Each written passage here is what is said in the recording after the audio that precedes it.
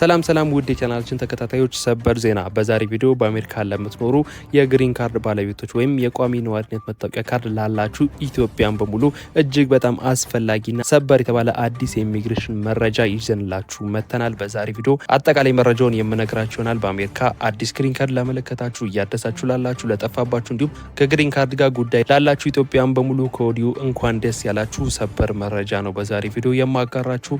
ነገር ግን ከዛ በፊት እኔን ለማታውቁኝ ሰዎች ይባላል እንደዚህ አይነት ከዩኤስ ኢሚግሬሽን የተገናኙ ቪዲዮ ስለሆነ የምናዘጋጀው ቻናሉን ሰብስክራይብ ማድረጋችሁን እንዳትረሱ፣ ቪዲዮንም ላይክ ያደረጋችሁ ጀምሩት። ወደ ጉዳያችን ንግባ።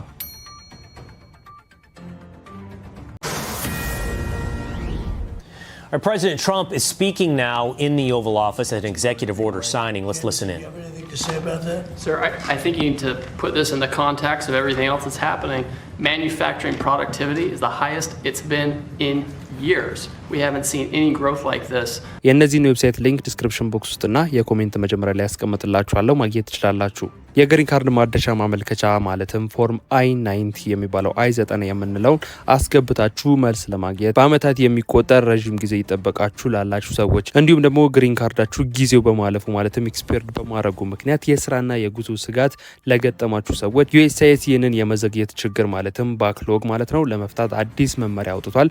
እስከ መጨረሻው ድረስ ተከታተሉ። ዝርዝር መረጃውን በዛሬ ቪዲዮ ሙሉ በሙሉ ማጋራችሁ ይሆናል። እንደሚታወቀው የዩናይትድ ስቴትስ የዜግነትና ኢሚግሬሽን አገልግሎት ዩኤስሲአይኤስ ማለት ነው በአሁኑ ወቅት በርካታ የአፕሊኬሽን ክምችቶች ወይም ደግሞ ሪኩዌስቶች ያሉበት መሆኑ ይታወቃል። የግሪን ካርድ ማደሻ ማመልከቻ ማለትም ፎርም I-90 ወይም I-90 ምላሽ ለማግኘት በአሁኑ ወቅት እስከ 2-3 ዓመት ድረስ እንደሚወስድ ይታወቃል ወይ ደግሞ እየወሰደን ያለው። ይህንን ችግር ለመቅረፍ ታዲያ ዩኤስሲአይኤስ የቋሚ ነዋሪነት ወይም ደግሞ የግሪን ካርድ እንዲሁም የህጋዊ መኖሪያ የስራና የጉዞ መብትን ለማስጠበቅ ዩኤስሲአይኤስ የግሪን ካርድ እድሳትን ለጠየቁ አመልካቾች ማለትም እድሳት ለጠየቁ አዲስ ለጠየቁም ሊሆን ይችላል አጠቃላይ ከግሪን ካርድ ጋር ለተያያዘ ጉዳይ ሪኩዌስት ላደረጉ ወይም ጥያቄ ላቀረቡ ሰዎች የ36 ወራት ወይ ደግሞ የ3 ዓመት የማራዘሚያ ጊዜ መስጠት መጀመሩን አስታውቋል። ይህ ምን ማለት ነው?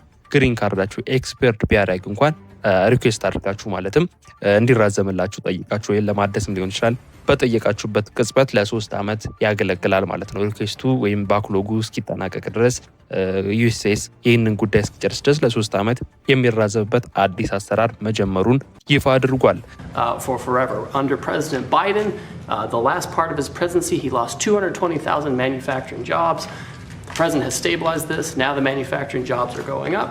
So all of these indicators on manufacturing are happening, and it's because of tariffs, it's because of trade actions, it's because of the investment credits you've given people, the tax credits.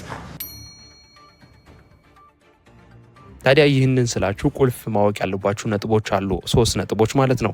የመጀመሪያው የቆይታ ጊዜ ነው። ይህ ማለት ምን ማለት ነው? ቀደም ሲል ይሰጥ የነበረው የ24 ወራት ማለትም የ2 ዓመት አውቶማቲክ ማራዘሚያ አሁን ወደ 36 ወራት ወይም ወደ 3 ዓመት እንዲያድግ ተደርጓል። ሁለተኛው ደግሞ ደብዳቤ ወይ ደግሞ ሪሲት ኖቲስ የሚባለው ነው። ፎርም I-90 ወይም I-90 ማመልከቻ ሲያስገቡ የሚደርሳችሁ ደብዳቤ ወይም ደግሞ ስታስገቡ ማለት ነው የሚላክላችሁ ደብዳቤ ፎርም I-797 ሪሲት ኖቲስ ወይ ደግሞ ደብዳቤ ላይ ካርዳችሁ ጊዜው ካለፈበት ቀን ጀምሮ ለ36 ወራት እንደተራዘመ የሚገልጽ ደብዳቤ መላክ ጀምሯል። እንደነገርኳችሁ ቀደምም ኤክስፓየርድ ካረገባችሁ አውቶማቲካሊ ራሱ ማለት ነው ማለትም ለማደስ I-90 ፎርም በምትሞሉበት ጊዜ ለ3 ዓመት ይራዘምላችኋል የሚል አዲስ አሰራር ጀምሯል። ሶስተኛው ህጋዊ ማስረጃ ነው።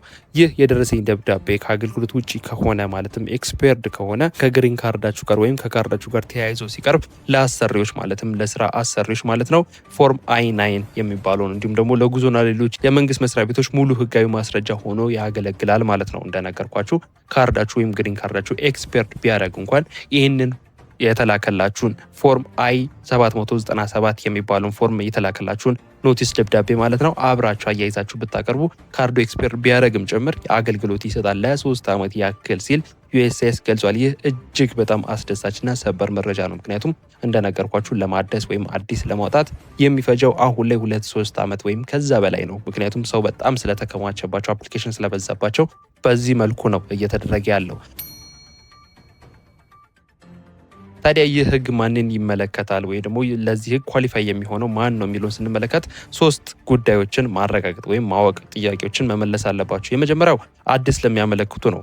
ካሁን በኋላ ፎርም I-90 ወይም I-90 የሚያስገቡ ማንኛውም አመልካቾች አዲሱን የ36 ወራት ማራዘሚያ የያዘ ደረሰኝ ደብዳቤ በቀጥታ ይላክላቸዋል ይላል። ይህ ማለት ነው አዲስ ለምታመለክቱ ግሪን ካርድ አዲስ ለምታስገቡ ለምታመለክቱ ሰዎችም ይህ አዲሱ ህግ ይሰራል ማለት ነው። ሁለተኛው ደግሞ ጉዳያቸው በሂደት ላይ ያሉ ማለትም ፔንዲንግ ኬዝ ላይ ያላችሁ ሰዎችንም ይመለከታል። አፕሊኬሽናችሁን አስገብታችሁ ማለትም ግሪን ካርዳችሁን ለማደስ ሊሆን ይችላል ወይም ከግሪን ካርዳችሁ ጋር የሚገናኝ ጉዳይ ለዩኤስሲአይኤስ አስገብታችሁ ያላችሁና ጉዳያችሁ ፔንዲንግ ሁኔታ ላይ ያለ ወይም በግምገማ ላይ ያለ ከሆነ አሁንም ውሳኔ በመጠባበቅ ላይ ብትሆኑም እንኳን ዩኤስሲአይኤስ የተሻሻለውን የ36 ወራት ማራዘሚያ ደብዳቤ በፖስታ ይልክላችኋል ማለት ነው። ስለዚህ ይህ አዲሱ ህግም በፔንዲንግ ሁኔታ ላይ ያላችሁም ይመለከታችሁ ወይም አገልግሎቱን ማግኘት ትችላላችሁ ማለት ነው።